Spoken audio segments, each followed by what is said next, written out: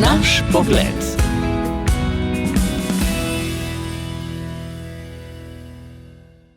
Pred in po Kristusu. Jezus Kristus se je rodil okoli leta 0 in dogodek se je zdel dovolj pomemben, da po njem še danes štejemo leta. Kaj vse se je zgodilo do leta gospodovega 1945, ko je tolpa revolucionarjev določila in odločila, da bomo od tega časa naprej leta šteli tako, kot bodo oni ukazali. Zgodovino namreč pišejo zmagovalci, in ker smo zmagali in ker vladamo, bo vse tako, kot bomo ukazali in zapovedali. In pod temi zmagovalci se je ravno v maju in juniju leta 1945 zgodilo veliko temnega, težkega, mračnega in celo zločinskega. Stvari, ki jih je bilo treba na vsak način ohraniti v temi, če naj bi naši še naprej ohranjali red, teror in oblast. In ker so bili revolucionarji strokovnjaki bolj za teror kot red, se je vojna praksa zavlekla še v povojni čas, ko so drugim odrekali celo žalovanje. Na slovensko žalost so bili ti, tako imenovani naši, v ključnih trenutkih osamosvojitve našega naroda podtaknjeni med mlade popke slovenske pomladi.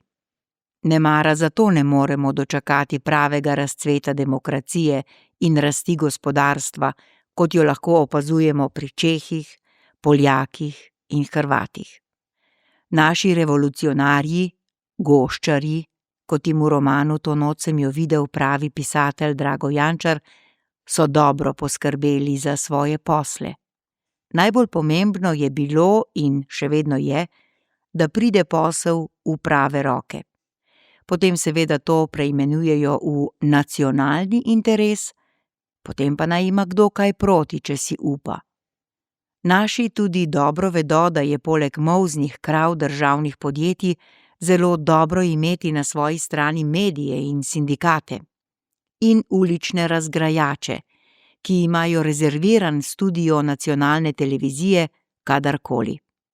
In ko recimo pri kakšni debatni oddaji kot razpravljavca v studiu vidim Jašo Jenulla ali Niko Kovač, postane jasno, da je šlo nekaj hudo narobe. No, za naše pač ne.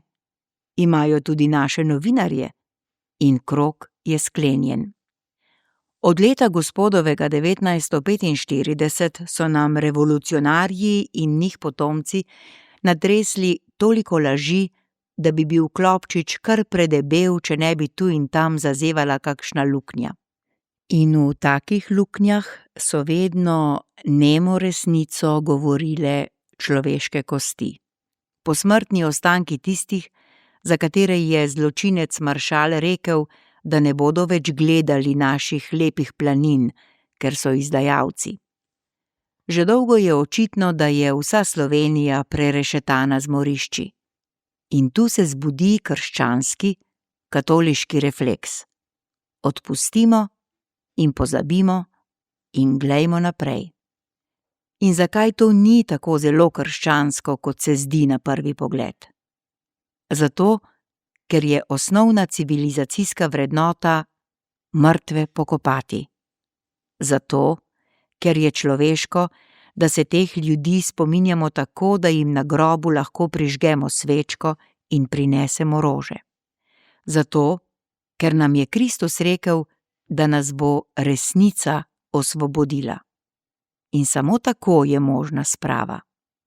Blagor lačnim in žejnim pravičnosti, kajti nasičeni boste, piše v Matejevem evangeliju. In ko bomo na prvo soboto junija v Kočevskem Rogu videli koga od ponosnih naslednikov komunistov, bomo lahko upali, da je sprava blizu. Naš pogled.